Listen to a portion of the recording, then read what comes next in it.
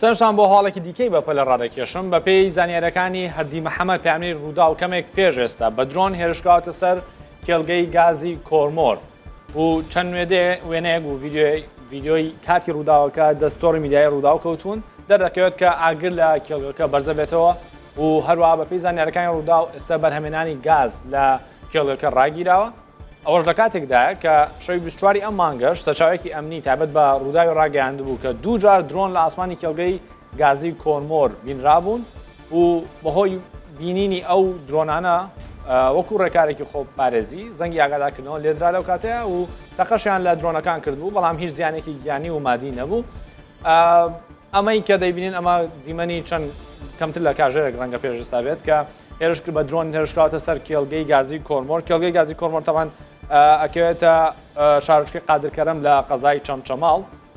و سەرچاوێکی ئەمنیش لە باتەی ڕووداوەکەوە بە ڕووداوی ڕاگەیاندووە کە هێرشەکە هیچ زیانێکی گیانی نەبووە تەنابەتە ئەوەی کە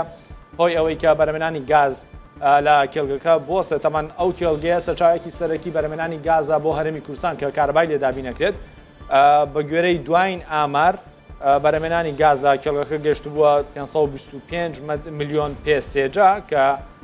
بەراورد بە ڕابردوو زۆر ڕێژەکەی بەرز کراوەتەوە و بە گشتیش کۆمپانیای دانەگاز و کۆمپانیای نەوتی هیلالی ئیمارات کاری تێداکەن و بەرهێنانی تیاکەن و یەکێکە لە ناوچە دەوڵەمەندەکان بە سامانە سروشتیەکان بە تایبەت گاز. لە گۆری نوچێگەهانê ڕووداوê هەردی محەممەد کێلگەها گازەیا کۆرمۆر بەری چەند کێلیان bi dronekê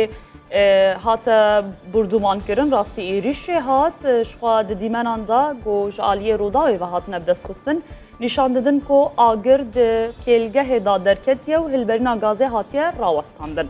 Çavkaniyeke ewlehiyê ji Rûdawê re got ku di şeva 24 mijdarê da du caran dron li ezmanên kêlgeha gazeya Kôrmor hatine dîtin lê got êrişek an teqînek çê nebûbû. Zeviya Kôrmor ku li em bêjin navçeya Çemçemala Parêzgeha Silêmaniyê ye ev kêlgeh yek ji deverên herî dewlemend ên çavkaniyên xwezayê namazeyê gazê ye xwa